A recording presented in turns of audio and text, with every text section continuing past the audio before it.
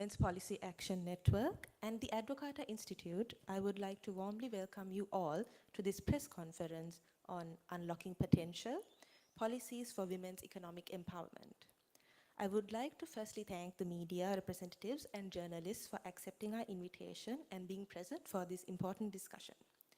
In light of the disproportionate impact of both the pandemic and the economic crisis on women, enhancing women's participation in the workforce is even more critical. The Women's Policy Action Network, supported by the Kingdom of the Netherlands and facilitated by the Advocata Institute, aims to bring about policy reform through advocacy for the economic empowerment of women. It is a network run by individuals who are committed to women's empowerment.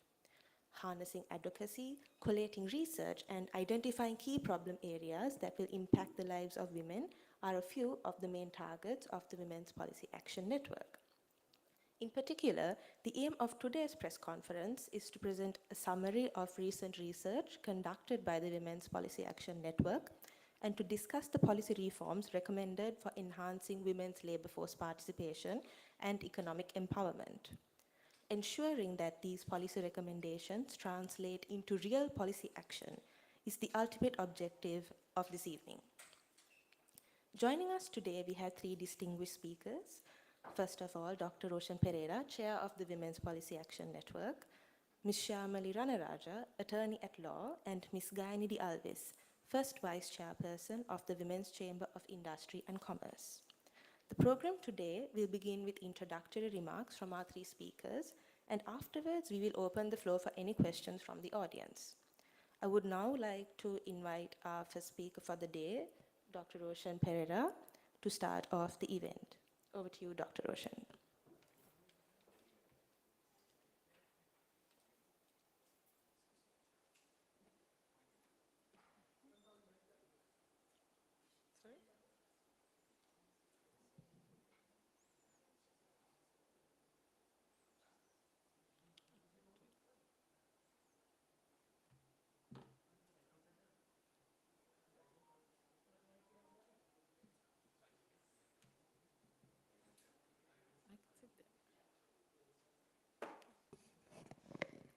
Okay.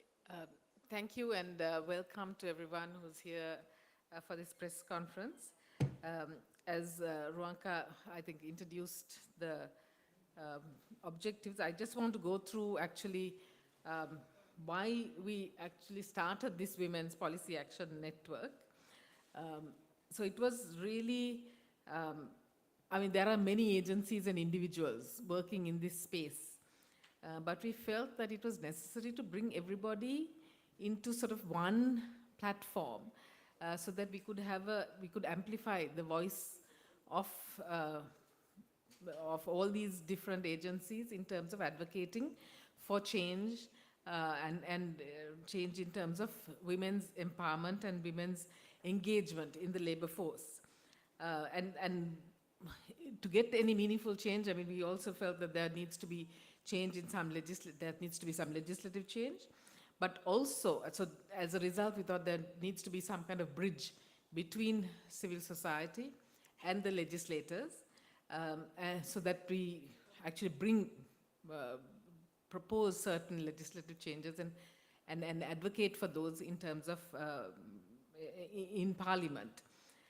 So first we wanted to make some changes in the laws, but I think as important or even more important, to make changes in terms of practices and the kind of mindsets of people in this area. Because I think laws are one thing, you can pass a law, but actually getting it implemented and seeing meaningful change requires mindset change. And that is also one of the objectives of this Women's Policy Action Network.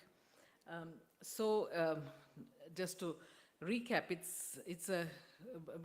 was to create awareness and provide a strong voice for policy reforms, to create a bridge between Parliament and civil society to implement reforms, and actually to see some actual reduction in the barriers to women's economic empowerment of women. In this light, the Women's Policy Action Network we focused on 6 areas. I mean, there are many areas, but because we were looking mainly at economic empowerment, we focused on 6 areas. One was on the land laws, one was on labor laws, on the unlocking the potential in the digital economy, looking at social infrastructure, because that is well known as a huge barrier for women to actually enter the labor force, uh, looking at barriers faced by women in the informal economy, and also looking at financial inclusion, because when women have greater financial inclusion, that helps them to engage in economic activity. So these are some of the areas that we looked at specifically.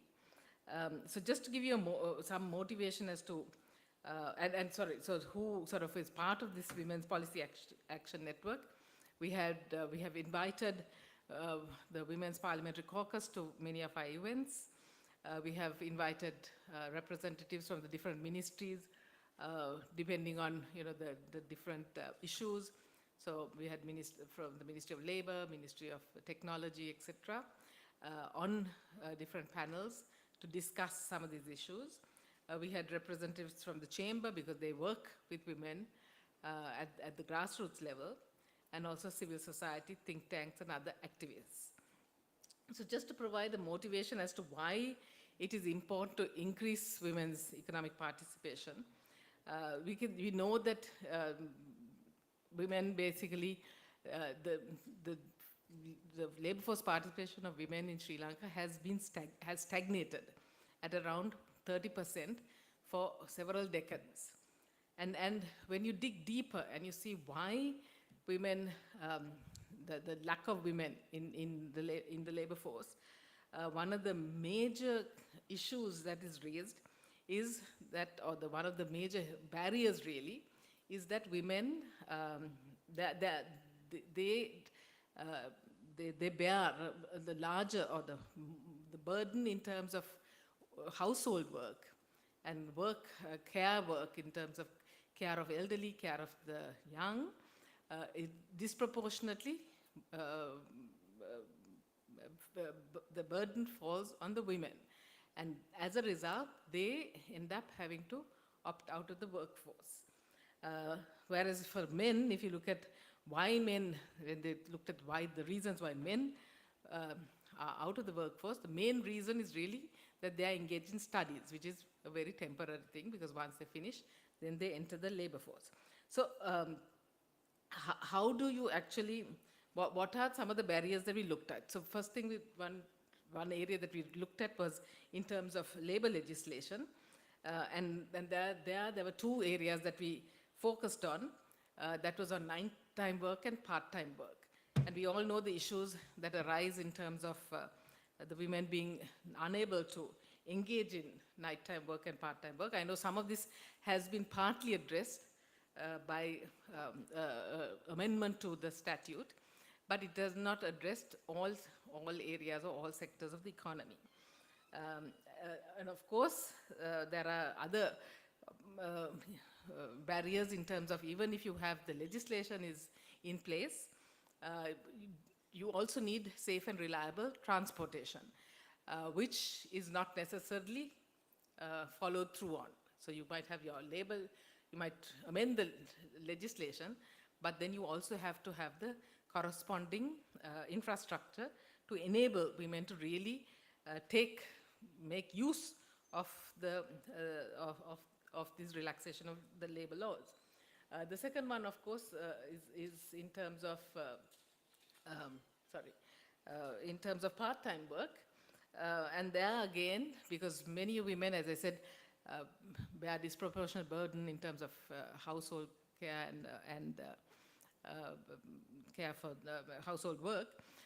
Part-time work is something that can, that they are able to, they're more sort of amenable to part-time work, but unfortunately our labor laws are such that they don't favor, or they kind of disincentivize employers from employing people on a part-time basis. So those are some of the things that we also looked at in terms of some recommendations in terms of amending the labor laws to be able to enable more part-time work. Then the other area we looked at was social infrastructure. And there, of course, the key area was in terms of childcare and elderly care. And that's where I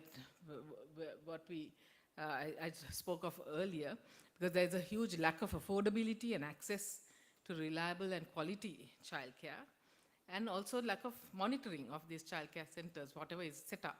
So there needs to be some intervention in these areas. And the second one, of course, which is now becoming increasingly a problem in Sri Lanka, is on elder care, because we have a rapidly aging population, and that is going to now become a huge issue for women again being able to go into the workforce. And then, of course, the parental leave.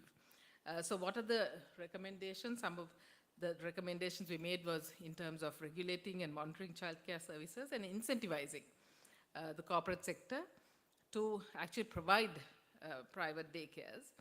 Of course, as I was talking to Shamali just before this, I mean, this is only going to be limited to, of course, companies that can afford to. But there's a huge number of small and medium enterprises that cannot afford this kind of to set up their own daycare, which means that there needs to be some kind of system in which these daycares can be set up. Similarly with elderly care, and we were also discussing that there's so much of infrastructure that is available, because there are schools being closed down, buildings are basically vacant, and why can't these school buildings be used for either daycares or after school care, and also you can have elderly care as well, because it has a lot of the infrastructure and you really need to put a few things in place. So these are some things that we need to think about and do, because otherwise we're not going to, I mean, there has to be some concerted effort in trying to get these in place. And the other one is, of course, on parental leave, where I think there's some move, some institutions have moved on this, but there is no, it's not across the board where there is a recognition of parental leave across all institutions. We also looked at, I think I'm not going to go through all the details of everything, so I'll just run through, because I think I've already taken quite a lot of time on that part, but I think that was the most important, because we really were pushing for those labor laws. Unfortunately, we were told, I think there were a lot of consultations in terms of changing the labor laws. Unfortunately, we have not really seen them really being brought out in any kind of meaningful change in the labor, the statutes. And unless we do these, unless we are really serious about getting these changes done, we are going to continue to have the same, the status quo is going to prevail. So I think we really need to push legislators to go all out and have, make these changes, because I think we've been talking about this for way too long. The other one is on informal employment, and I'll quickly go through that.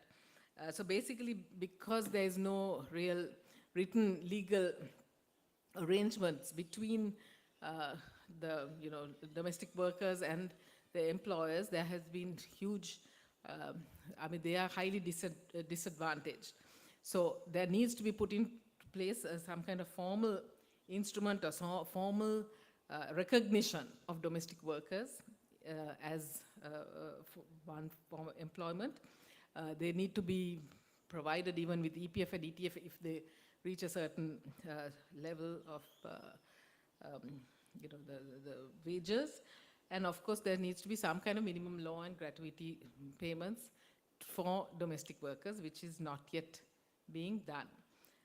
But here again, because domestic workers are so fragmented and there is no collective, they cannot come together to one collective, there needs to be some intermediary agencies that need to push some of these reforms.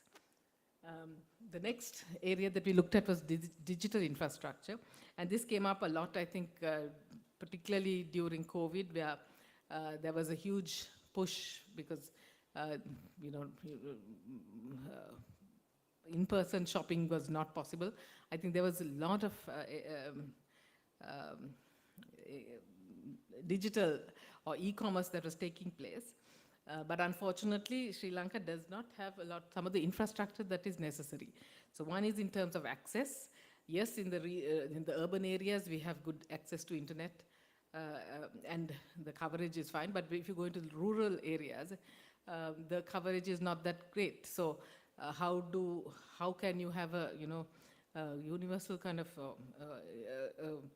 um, digital economy without really including everybody into this space? The other one is, of course, in terms of the digital devices themselves, particularly after we had these import restrictions and import duty increases.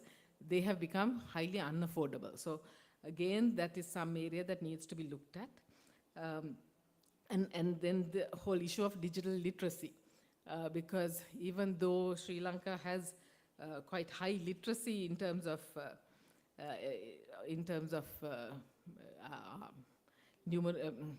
literacy in terms of writing and numeracy, our digital literacy is really poor, and that is something that has to be improved. So how do we do that? I mean, we basically propose several policy recommendations in terms of improving access, improving affordability, increasing the digital literacy, and of course having this payment systems.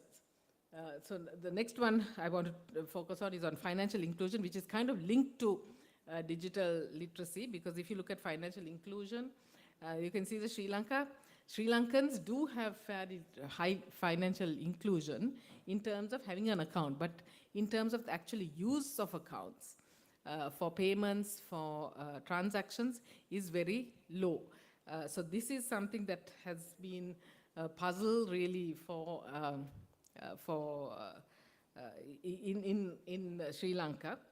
And when this is kind of overall, right? So this is not just only female, this is all, everyone. If you take females, it's even less, which means that females even use the use of these different payment systems or use of accounts is much less. And if you look at the last thing, even use of digital payments, etc., is very low compared to many other countries.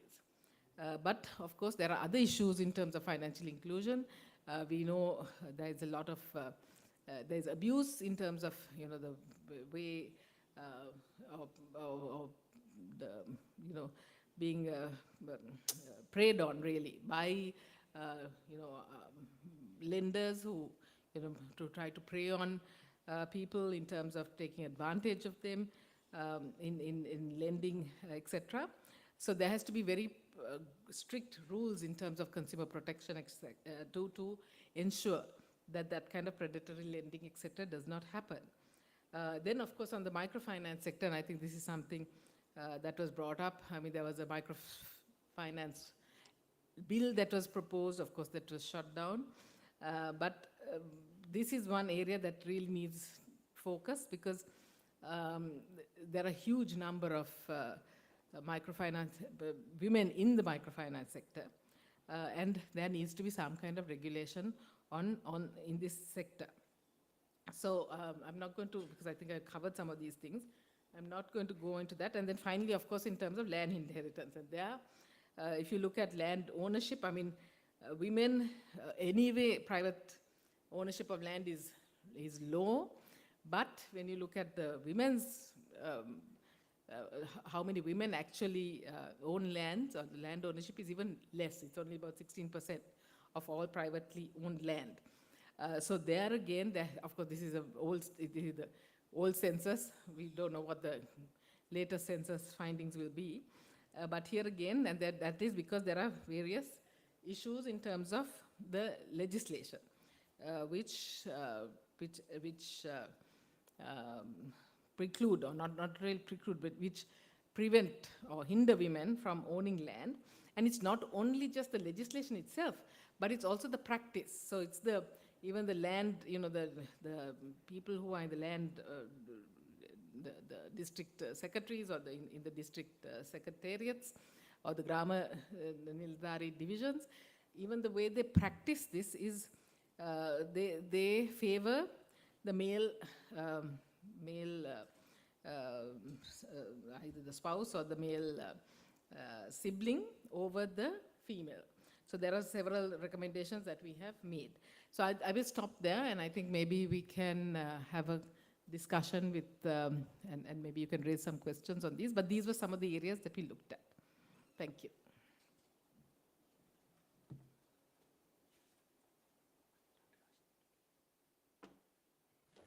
Thank you, Dr. Roshan. I would now like to invite Ms. Shyamali Ranaraja and Ms. Gaini Alvis to take a seat and make their initial statements.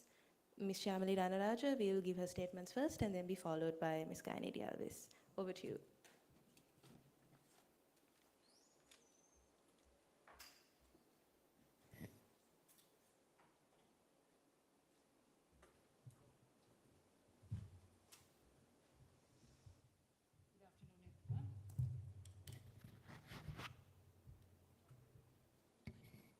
Good afternoon, everyone. I apologize for my lack of inches, which will prevent you from having a clear view of whatever I'm saying. I hope at least I'm audible.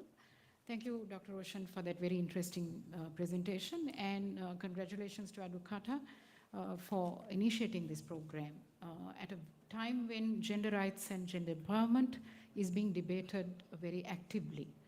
I would like to sort of cherry pick some topics because of the lack of time.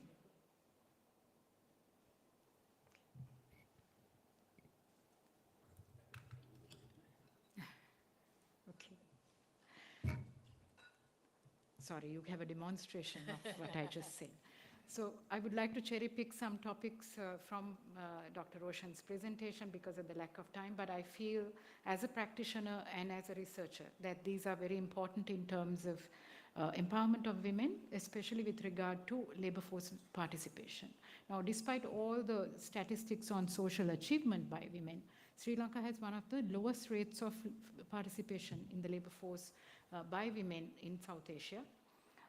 Roughly around 30 to 35% of women that participate in the labor force, despite high achievements in literacy, empowerment, and other social aspects.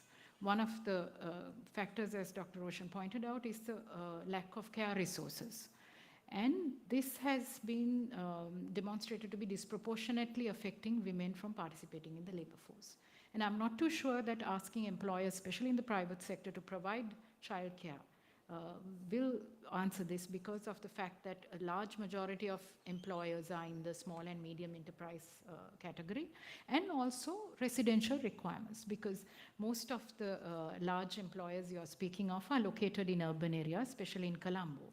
And asking a worker, male or female, resident outside of Colombo, maybe a couple of hours away from by bus, to bring a small child all the way to Colombo for child care purposes is non-productive. So we have to look at other alternatives, other models like childcare based in and around the village, which will also be likely to incorporate a model of elder care, because these are the two care responsibilities which are borne very heavily by women. And there are some time use surveys, as well as the Census and Statistics Department has brought out some studies on care responsibilities. This disproportionately affects women.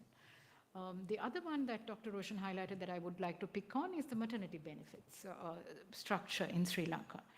Sri Lanka has ratified the ILO Convention on Maternity Benefits, but unfortunately it has been implemented in a way where both in the public sector and the private sector, the entire responsibility falls on employers by way of paid leave. Now, I'm not for a moment saying that women should be denied paid leave, but the problem is that maternity leave is not intended to benefit the mother, but for the child. So it's the right of the child that you're safeguarding through maternity leave and maternity benefits, where the mother is available to provide the kind of care that the child requires. But unfortunately, when you put the entire burden on the employer, there is a disincentive for employers naturally to hire more females because the cost is higher.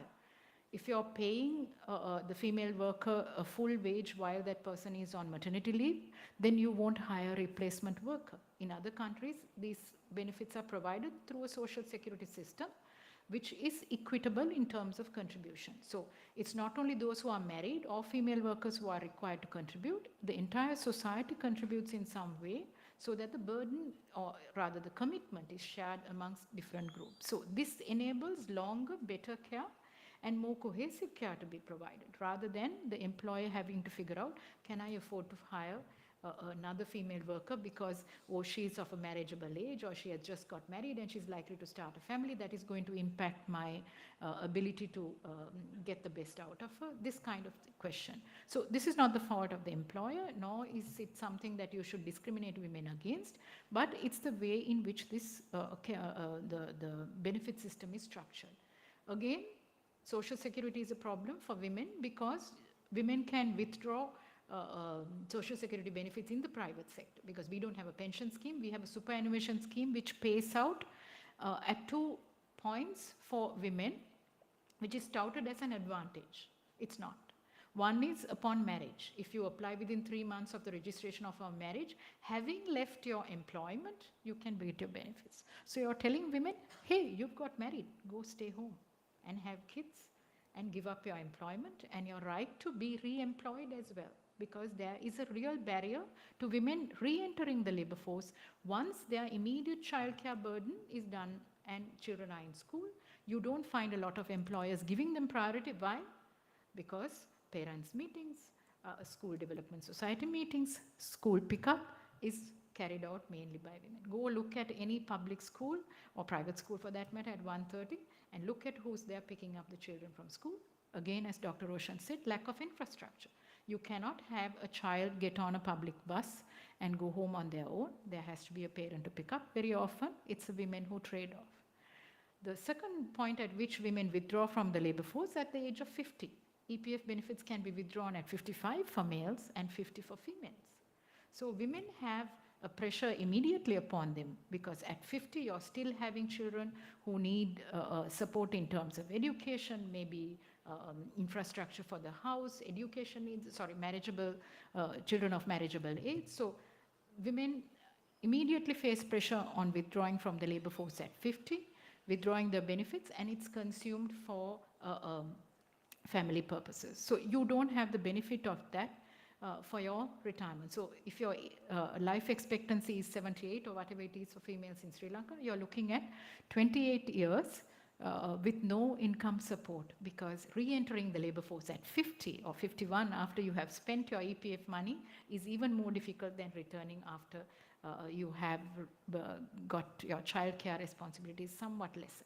So these are the ways in which society sort of says, oh, we have provided women with better benefits because they can withdraw these benefits at an earlier stage. It's really not. It actually contributes to the precarious condition of women in their old age. And they have to depend on things like the Elders' Care Bill, which forces children to look after women.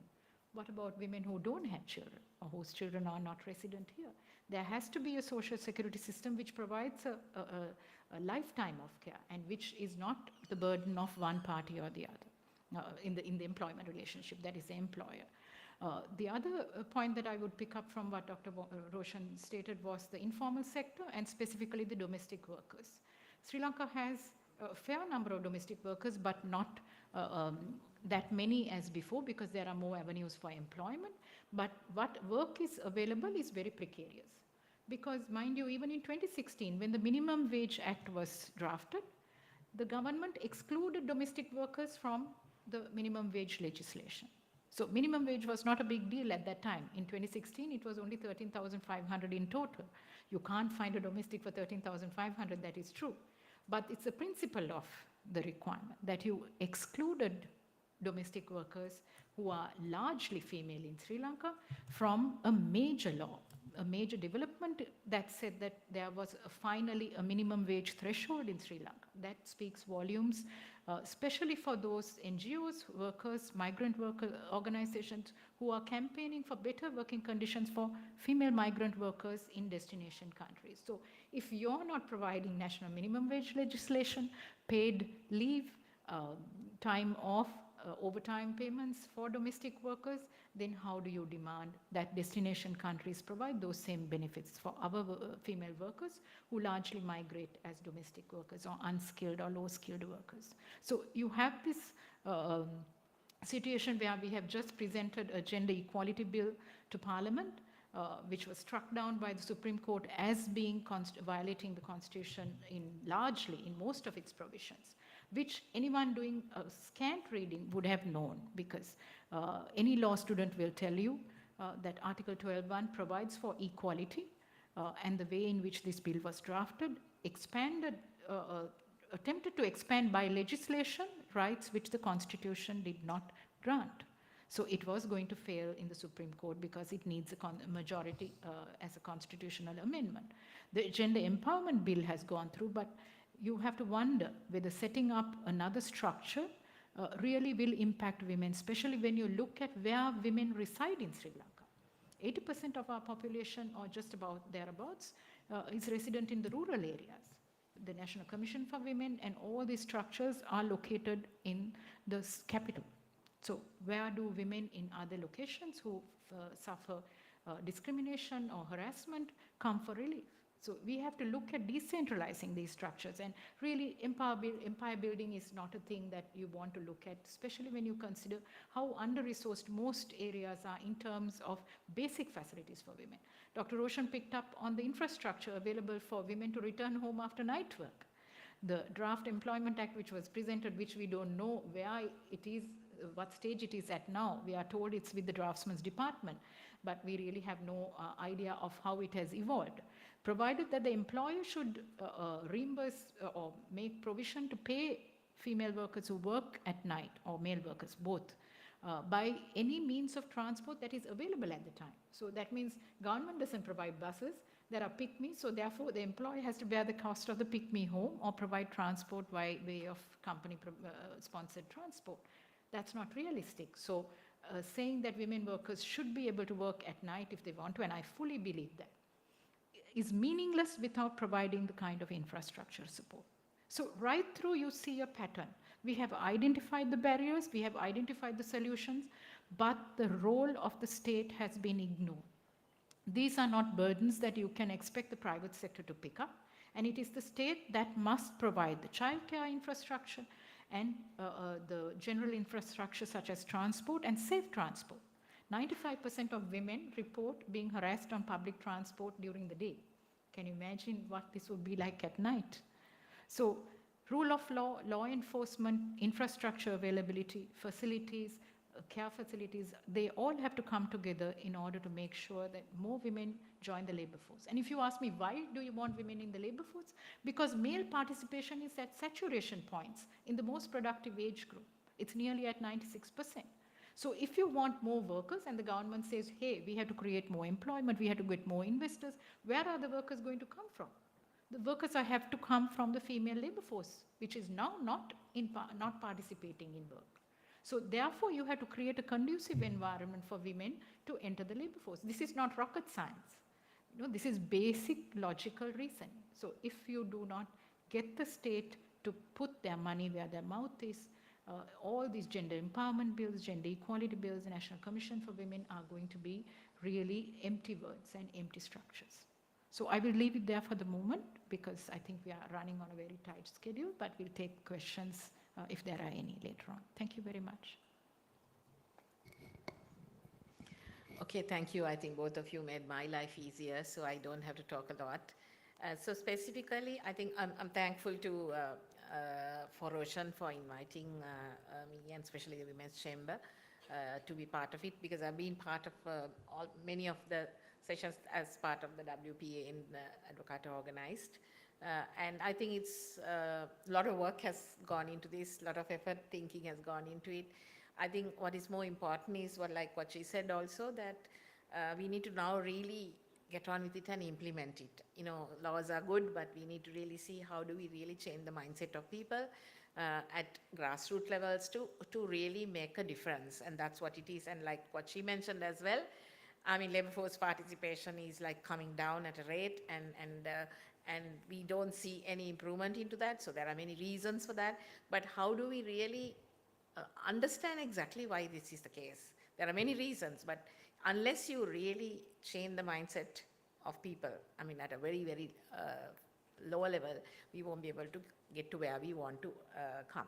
So I will specifically touch upon the area that was not much talked about, especially the entrepreneur space. As you all know, in the business landscape, 75 to 80% of the businesses are SMEs in this country. Out of that, 25% are only women-owned. So I think that's another area that we need to really work on, because there are a lot of issues that women are faced there as well. I mean, we all know it's a universal thing. Women have issues related to access to finance, access to markets, access to know-how, information and all of that. Those are universal truths, but still, what are we going to do about it is something that we need to understand. So sometimes when a woman goes to get a loan to a bank, like Roshan also mentioned, I mean, it's very difficult, because Women's Chamber, we did some surveys some time ago with few banks, and some of the findings is really alarming, because sometimes some of the questions that they are asking from the women and really puts them off, and they don't really actually are very supportive of the woman to, give a loan for that particular. Of course, I'm not saying on the part of the woman, they also have to have a proper business plan and all of that, but despite having that, you struggle a lot. So what we need to understand is, how do we really make women more enabled, and especially to provide them more opportunities to access finance. And especially, most of the women don't actually own their own land. Land rights is a big issue that also she spoke about. And collateral is a big issue. So then how do you, most of the businesses are run by women, but the business is owned by the husband or the brother or father or something. So that's a big problem. So much so that we have an annual entrepreneur awards. We've made it very clear that if you don't own the business and you don't have proper business registration, that you are not eligible to apply for awards. And we have seen that very encouraging. Some of the wives have actually spoken to the husband and got the business percentage ownership for them as well. So there are things happening. So these are little things that you need to really push. Otherwise, we keep on talking about access to finance is a big issue, collateral is an issue, but then what are we going to do anything about it? So you need to educate women. You need to educate men as well, why we are saying that. So that is an important aspect. See, laws are there, but finally at the end of the day, we need to implement those things and make everybody aware. Awareness is key. So that is what we have felt from the Women's Chamber, because we work a lot with the grassroots levels at different provinces and all of that. And we now see more and more women coming forward. And they are, I mean, when you develop their capabilities and capacity building programs, when we conduct, we realize that they are in a position to understand the issues, and then they actually reach out to the people to ensure that they will also bridge those gaps, knowledge gaps that they have, so that they will manage that. And I don't know, the recent the World Economic Forum Global Gender Gap Report, Sri Lanka is precariously placed actually. We are 122 out of 146. And we are, of course, third out of South Asia, but ahead of us is Bangladesh and Nepal. And globally, of course, it will take 132 years to bridge the gender gap. But nevertheless, if you really look at Sri Lanka per se, I mean, despite having free education and free health and all, we are up there. We have higher rankings in those two elements. But if you look at political empowerment and economic participation, we are really way below. So those are areas, especially we know in the parliament also the representation, female representation, I think 8 or 12 now, right? 11 now. So 11. So out of the 225. So you really need women. Of course, Parliamentary Women Caucus is really doing a great job and pushing the on the law. But what is important for us is, how do we really get our voice heard at that level? Because finally they are the ones who will pass all these laws and legislation. So how do we bring all those issues? So in that context, what Advocata is doing, like a kind of a voice pushing our agenda, talking to them about the issues that we have at our hand. At least to some extent, we will be able to push this on and achieve something that we can achieve. So what is important for us to understand is, yes, we have a skill migration issue. We have a huge dearth of talent in the market. People are leaving. Like what she said, the only way to tap into that opportunity is through getting into more women, allowing them to get into the world of work. So be it in entrepreneurship, be it in working in an organization, all of that is very important to understand, because finally at the end of the day, there are a lot of conscious and unconscious biases, all of that, but despite all that, if you don't educate the masses, especially at a school level. If you look at a school textbooks, if you look at, right? that you have to start from there. There you show like the mother is cooking in the kitchen, father goes to work or go to the paddy field. So that kind of thing. So from the childhood days, the children think that, okay, mother's place is in the kitchen, not to work. So that kind of mindset change is required. So I think from school level and at a higher level, at all levels, this has to be discussed. But we are encouraged by the government talking about these two bills, but nevertheless, what is important is really going and implementing so that we can have a meaningful change and so that more women can involve in economic participation, so that our numbers can actually go up and it can have a positive impact to our GDP. Yeah.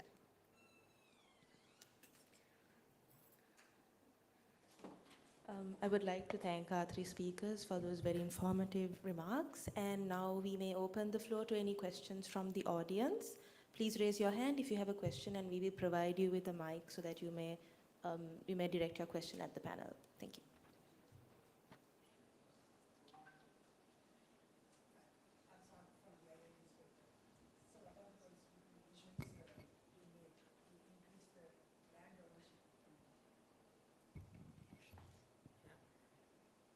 So in terms of land ownership, there are certain legislative barriers that currently exist in terms of inheritance of land, because they favor, as I said earlier, they favor the male heir or the spouse. So we have actually provided, we have asked for certain amendments to certain legislation. I don't know whether I want to go through each amendment, but basically some of them are to do with the amendment of legislation. But I think more than that is also the policy reforms in terms of the mindset of people within the Ministry of Lands and the district secretaries, etc. Because even though in some cases there is no discrimination really between male and female heirs, in practice there seems to be a favoring of the male heir. So what we have recommended is that, there is a pota which is used basically in terms of, in many of these land cases, and that basically does not really discriminate. But the way it is worded or the way the language is, the officers seem to assume that it sort of favors the male. So what we're saying is there needs to be much more education and much more awareness in the officers as well, that there is no discrimination in terms of the law. So these are some of the things that we have proposed, and we can share in detail really the policy. We have a policy brief on exactly what are the amendments that we are proposing in terms of some of these legislation. So one is to do with the land ordinance, one is to do with the debt ordinance as well, the debt conciliation ordinance, and the other one is on the Rent Act. So I can maybe share those with you.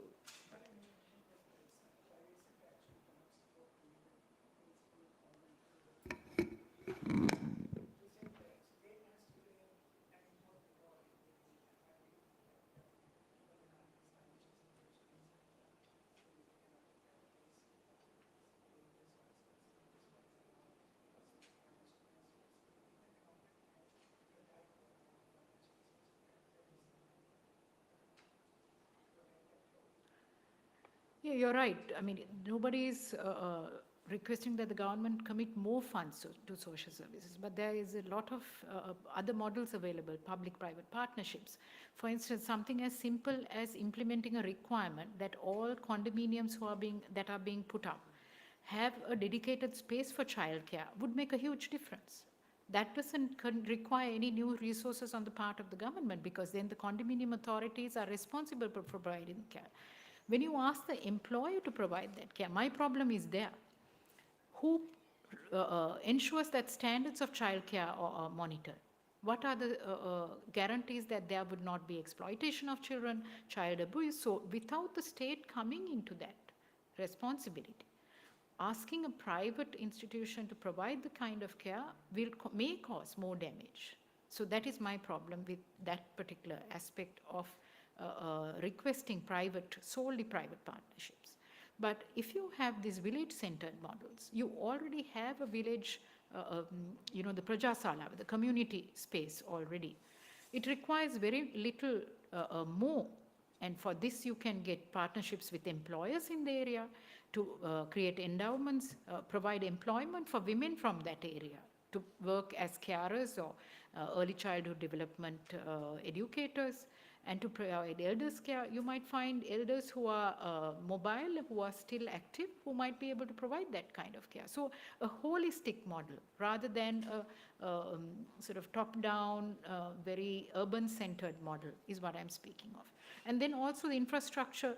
Look at the expressways that are being promoted and touted as, oh, this is for tourism development. You can get from Colombo to Galle in 1 hour. You have to look at how many people this really benefits. Is it worth putting public money into mega infrastructure projects which benefit only all those who already have a vehicle and whose transit time is shortened? But whereas the larger part of the population who don't own their private vehicle have to still take the same old rambling buses or trains which are on strike anyway today. So, that kind of trade-off. So if a parent can get to work from wherever they are by public transport in an hour, which is not possible on an expressway unless you have a private vehicle, and that parent returns home in an hour after work, you would have a better environment for the child. So again, these are prioritizing and targeting. So who decides on priorities for public spending? What role does the public and the civil society organizations have in determining where infrastructure commitments are made? And should we have a better debate on where these projects are located and how prioritization happens? Is a big question. I don't for a moment say that the government should take on more liabilities. We are told that the government doesn't even have budgeted expenditure for certain resolutions to be brought for all the industrial action that is going on. But there are other models, certainly, which would be less burdensome and more beneficial for both children. And if we do not provide these childcare and elderly care opportunities, we will not have employees to service the investment that we are targeting. That is the problem. So because look at the data. Male participation in the labor force is at 96% in some age groups, which is the most productive age groups, whereas female participation is very low in that category. And that is primarily due to the care responsibility. So this is the problem.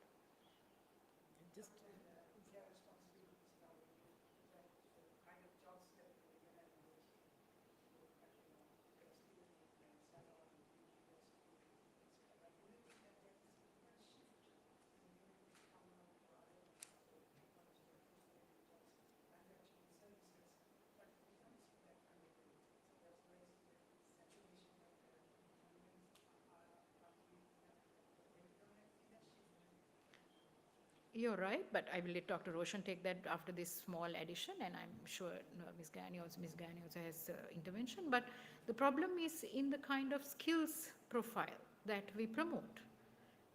What are the skills available? We promote 12 years of schooling with the target of university admission. Out of a 200,000 student population that sits the advanced level, there are spaces only for 25,000. Should we be looking at a different model at grade 8 or 9 before sitting all these competitive exams which are totally useless in the informal sector?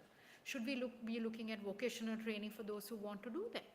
But we don't have a system like that. Everyone is in this rat race, in this process to get to that very rare university education, which really a lot of people don't really need or want to, but because of the societal pressure, you aspire to that.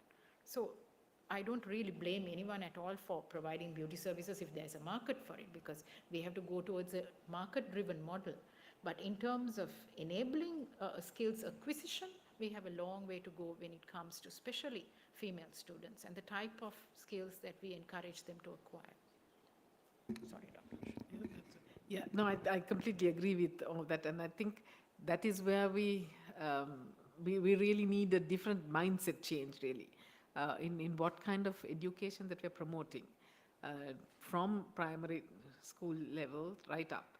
And the countries that actually have done well in terms of increasing their labor force participation of females have actually started from the education system itself.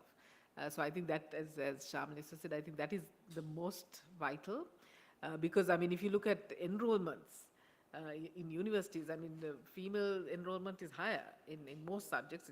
In some STEM subjects, obviously, not obviously, but the male enrollment is higher. But in most other disciplines, the female enrollment is higher. But then when it comes to actual labor force participation, they drop off. And that's, I think, the many reasons that we've come up with, we've discussed today, and one of the major reasons is actually on care. And this is not really unique to Sri Lanka. You have this in Latin America, you have this in India, you have this in many areas, in other areas as well. But the thing is not to look at where this has failed, but look at countries where they have actually progressed, where they've actually been able to reverse this trend. In Sri Lanka, actually, it's declining. The labor force participation is declining or stagnated. How do we reverse this trend? And I think that's what we need to look at proactively, without, thinking of where we were, and I mean, the fact that we have all these barriers. How do we actually move? And I think we have put forward, and it's not only us, I mean, this is a collective. We have taken research out of, many other agencies that have done research in this area. There are very practical steps that can be done. And just going back to the issue of government, I mean, we're not asking the government to actually put in money necessarily to address some of this. Some of it is just in terms of regulation. Some of it is in just setting up the framework. When you come to, on the child care and the elderly care, there needs to be some kind of regulatory mechanism, because otherwise you'll just have, nobody's going to go into this area, because this is quite a sensitive area. I mean, you do have some elderly care facilities, but not necessarily regulated. So if you want to, we need not just numbers, we also need quality care. And that kind of regulatory framework also needs to come, the government needs to do that. And I think we had someone earlier on one of our panels. We have this local government system. We have the municipal councils, and there's an institutional framework within that, or institutions within that, who can actually do this job. So it's not like we are going to employ new people. There are existing, the existing personnel are within these institutions that who can be trained to actually do this job of, monitoring and ensuring that whatever care facilities that are set up are actually fit for purpose. So I think it's not a case of the spend, but rather where do you allocate the resources to be able to increase the participation of women. Gayani, would you like to add something? Like what she also said, like we have many women's organizations doing many things, so we all can get a lot of ideas from them, and that's exactly what WPAN is doing. So how do we really harness the potential of all these work that women are doing? Sanadhi, your question regarding why some of the women are not getting into the areas that are considered to be male dominant. I mean, you know, like women in logistics is an area that we have really considerably moved the needle, because we realized that in logistics area we don't have many women. So therefore what we have done is we've just created awareness on the opportunities available. We created a mentoring program. Now we see more women coming in. So it's just a two-way thing. It's not that women are not willing to get into the areas which are so-called male dominant fields, but you need to also create awareness, because as parental pressure is there, they only know what they know about specific standard specializations in or become a doctor or a lawyer or an engineer, but there are other areas where you have opportunities. I mean, so the women who are already reached the top in those fields can actually, inspire other women, young women to, mentoring them, giving them a helping hand, educate them, and creating opportunities. I think all of us in our own little spaces, we have a huge role to play in there. We can't wait for everything for the government to do. I mean, all of us in our own, within our power, many things can be done. But mindset change, and personally for me also, I'm a strong believer of action orientation. We can talk about it, we can have legislation, but finally if we really don't go to the grassroots and implement this, there is no point. So I think it's important for us to create awareness. Let's not give up. It will take 134 years to bridge the gender gap globally. Are we going to wait for it? No. We have to do something. When there is a gap, there is opportunity for us to do something. So that's what we need to really do. So I think if we really have a focused effort and keep pushing the agenda and pushing the government also, we should be able to at least make some progress in the right direction. Sorry, I would just like to add one thing very graphically to answer your question about should the government spend on things like childcare. Yes. Think about if the Nelum Kuluna had not been built, you would have been able to build a childcare center fully funded for the next 134 years in every village in Sri Lanka. So prioritizing. And their civil society organizations need to take the blame, because none of these public expenditure projects are questioned at the stage when it can be stopped. There are ways in which you could stop them, Supreme Court action, get a writ, I don't know. But certainly, if you can build something which is of absolutely no use to anybody, certainly you can put your money into infrastructure that actually benefits the population. This is something that I have been stressing, that we make policies and we make decisions on public spending based on those who need it most, not on those who have the most. And if you look at income distribution, it has worsened. I think 1% of the population owns something like 90% of the wealth in Sri Lanka and globally. So we do all this, everywhere it happens, but it's time, if we want to make meaningful change, that civil society stands up and asks for that expenditure to be made based on those who need it most.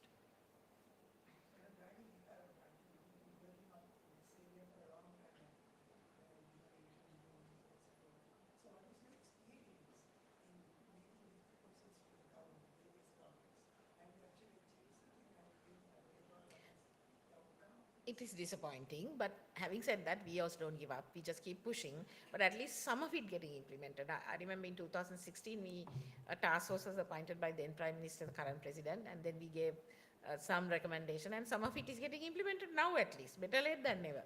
So that's what I'm saying. So we keep pushing the same agenda. I mean, everybody collectively we keep pushing, and at least now the night work and BPO or whatever that is happening. And also now out of the 16 labor laws, 14 they're trying to bring it under one umbrella. I don't know whether it has gone through the legal draftment and all that, but if it comes through, then again all these three different maternal benefits ordinance, Shop and Office Act, and ILO 183 convention, all three different maternal benefits also will get amalgamated. So all these things will actually, it's just a will of the government. I mean, it's just a matter of getting it passed before the election. I mean, just if you really want to do that, it can be done. Because I think, but at least some progress is made, but we are not really happy that we could have done much more than.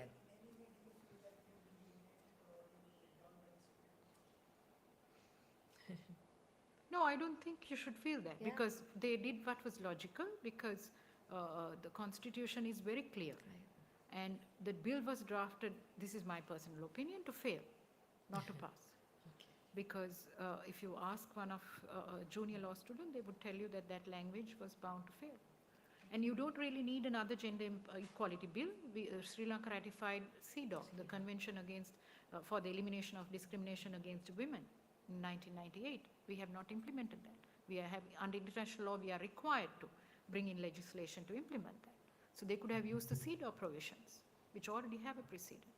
What the Supreme Court said was absolutely correct, that you cannot attempt to amend the Constitution through legislation which is not of the same level as the Constitution, which is 2/3 majority. So the government knew this all along. It was not rocket science, so it was bound to fail. My regret is that it also pushed the agenda for the right to gender identity back by about 20-25 years, because what was earlier by sort of inferred from the opinions given by the AG has now been shut up. The Supreme Court has defined gender as being binary, so male or female. So that has pushed the agenda back. So it has really created a lot of a disservice, because constitutional interpretation is now absolutely clear. So that's what you do when you put half-baked laws before the Supreme Court. You risk getting a really hard decision which you are now bound by. Sorry? No. It was very clear from the Supreme Court decision. It's not ready. It's not legislation ready. And the Supreme Court has said what it has to say in a very hard manner, and you can disagree with that. But the fundamental principle remains. Why would you put something that was bound to fail? Because gender has not been defined. They were very clear. Gender equality has been tried to be smuggled in, which is not in the Constitution. One last question for me about, thank you. How do you think that getting a social security system is realistic for Sri Lanka in the next 5-10 years or so? Yes. Some gender equality. What about the other ladies who want to have questions? We have a question from our online viewers. I would like to direct it to the panel at large. Can you elaborate on the potential impact of public-private partnerships in establishing a professional care industry for both children and the elderly? Do you want me to take that? Sorry, it's going to be all me for the moment, I think, so please tell me if you had enough of my interventions. But very briefly, yes, there are so many models from the Nordic countries, from Europe, from Australia, where these public-private partnerships have worked very well. You don't have to reinvent the wheel. So there are so many things that we can use. Certainly, the government has a role to play, as Dr. Roshan pointed out, in regulating and setting standards and ensuring that those standards are met, because you are talking about children and child rights. And we know that Sri Lanka has a huge problem with regard to child abuse and mismanagement of child care facilities. Well, maybe not huge, I'm going to be quoted, so I better withdraw that one. But some problem, some degree of problem with regard to ensuring that children are protected in care services. So the state has to take the lead for sure, but the private-public partnership, we don't have to decide here and now. There are experts for that. But the recommendations are very clear, that without those care facilities coming in, there is no point talking about increasing female labor force participation.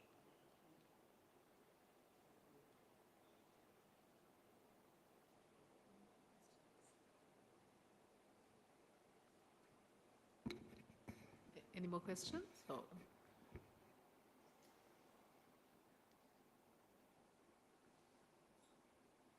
No?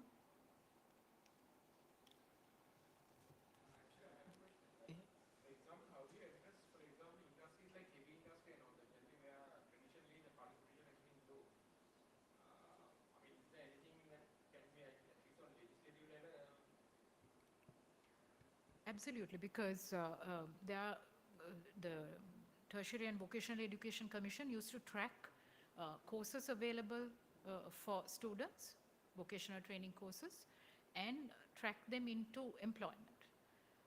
The highest enrollment for male workers were in things like refrigeration technique, refrigeration, air conditioning, things like that, and there was 100% uptake for employment.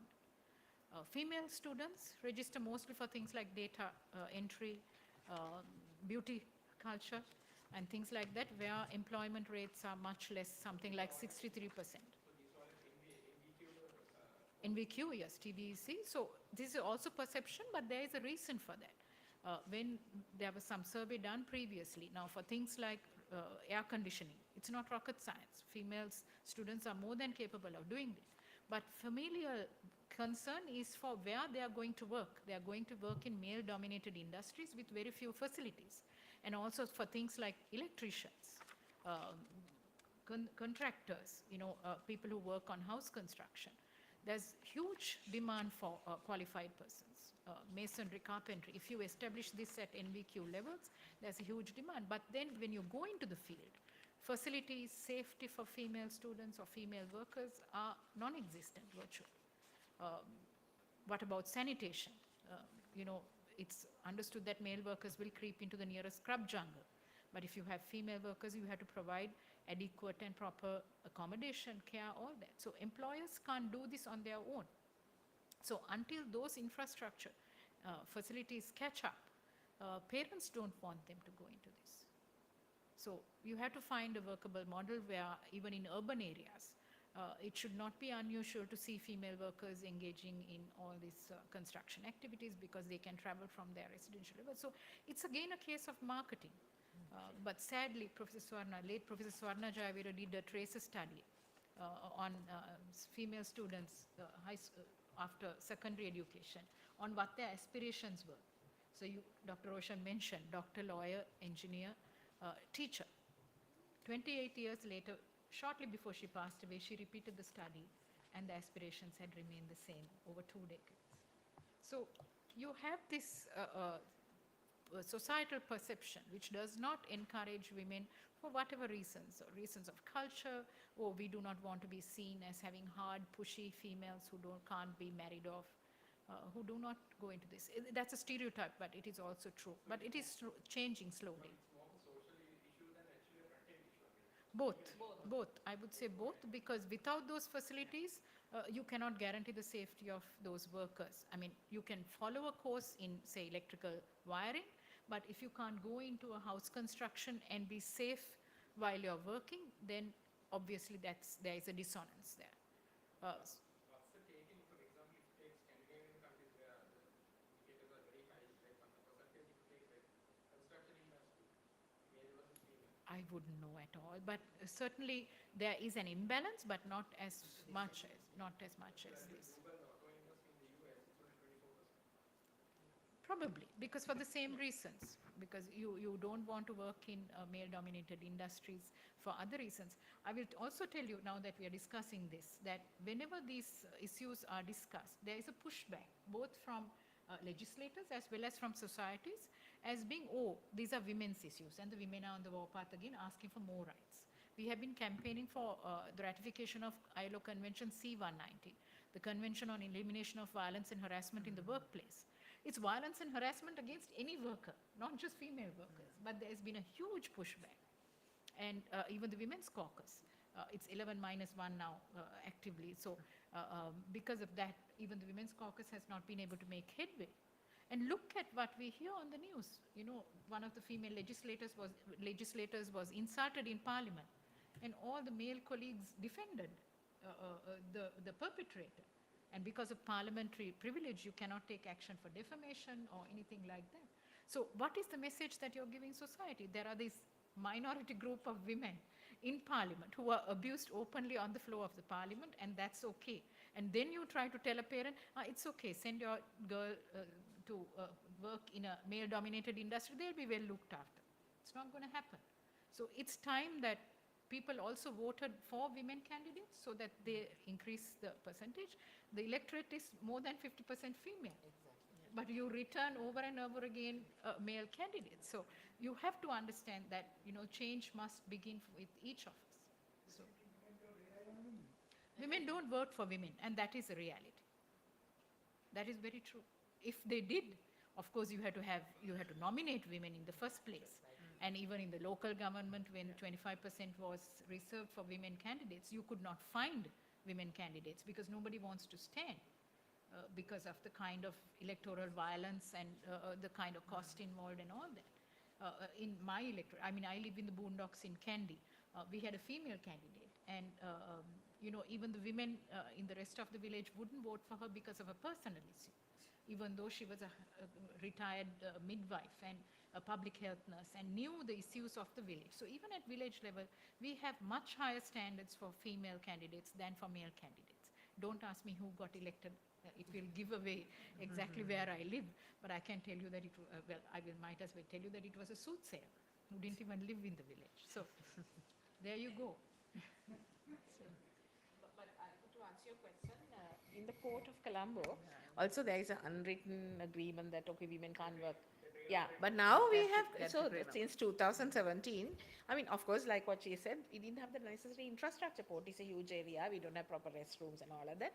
And that was done. 20 women were trained. Of course, now they've come down. But for the last 7 years or so, we have 10 female gantry crane operators. So, I mean, like, but they are not doing the main, but they are doing the rubber gantry cranes. But of course, it's there. We are the Southeast Asia's first female gantry crane operators. So I think you need to make baby steps. Just think big, make baby steps, but you need to sustain that effort and move forward. I think that's what is important. But the fact that now more and more women are coming out of engineering and all of that, numbers have increased now. I mean, earlier engineering, and I did engineering, so in my time it was a like very small percentage. But now, even in engineering, 34%. So that's quite significant. So like that, now in tech areas also more women are getting in. The only thing is, why are they not coming to the world of work is a challenge. So how do we really fix that problem is something that we'll have to really work on. Exactly. Yes. Okay. If you don't have any more questions, maybe we can wrap up. So I just want to impress upon us all, actually, Sri Lanka is coming out of one of the worst crises. We have a huge labor issue because we've got an aging population, we have migration. As Shamli said, I mean, the male labor force participation is reaching saturation in some areas. So it is absolutely essential that we utilize this underutilized resource that we have. We have more than 50% of the population are female. It's a highly underutilized resource. We really need to put that resource into use. But how do we do that? I think we've kind of discussed some of the barriers. We really need to be serious about addressing those barriers. And I would really impress upon the media that, I mean, we need to take this message out. We need to keep this message on the table, because I think we had a huge sort of impetus earlier in the year, but now, we get sort of, it gets diluted by other messages. And now I think we've got a good opportunity, because I think a lot of political parties will be putting out their manifestos to ensure that some of these issues are put on the table, so that we can make sure that these actually get done whenever new governments are in place. So I think that is a message I have. Thank you very much for being here, and thank you to speakers as well for accepting our invitation. I think there are some refreshments outside, so maybe we can continue the conversation out there. Thank you.